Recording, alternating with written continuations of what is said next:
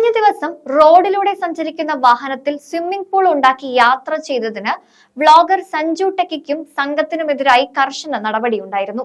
തുടർന്ന് ഇത്തരം വീഡിയോകളെ YouTube support ചെയ്യുമോ എന്ന ചർച്ചകളും പിന്നാലെ നടന്നു. സത്യമാണിത്. ഒരു യൂട്യൂബ് ക്രിയേറ്ററിന് വീഡിയോയിൽ അവതരിപ്പിക്കാൻ അനുവാദമില്ലാത്ത ചില ഉള്ളടക്കങ്ങളുണ്ട്.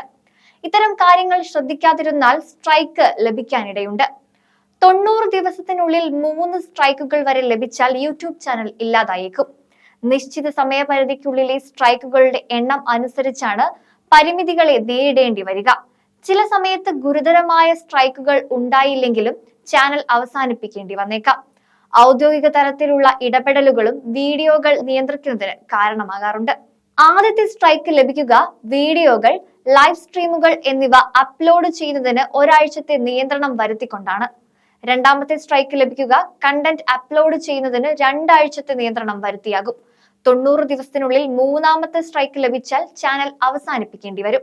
ഹാനികരമോ അപകടകരമോ ആയ പ്രവർത്തികൾ, ചാലഞ്ചുകൾ, പ്രാങ്ക് വീഡിയോ കണ്ടന്റുകൾ, നിയമവിരുദ്ധ പ്രവർത്തനങ്ങളെ പ്രോത്സാഹിപ്പിക്കുന്ന വീഡിയോകൾ എന്നിവയൊക്കെ യൂട്യൂബ് പോളിസിക്ക് വിരുദ്ധമായി വരുന്നവയാണ്.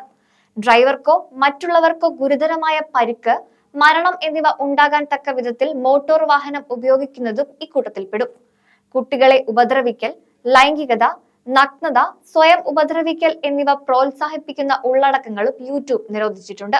യൂട്യൂബ് സെൻസിറ്റീവായി കണക്കാക്കുന്ന ചില കണ്ടന്റുകളിൽ സ്പാം, ഓഫ്സെറ്റ് റീഡയറക്ഷൻ, വേഗത്തിൽ സമ്പന്നരാകാനുള്ള സ്കീമുകൾ, ഹാനികരമായ ലിങ്കുകൾ, റിപ്പീറ്റഡ് കണ്ടന്റ് എന്നിവയുൾപ്പെടും.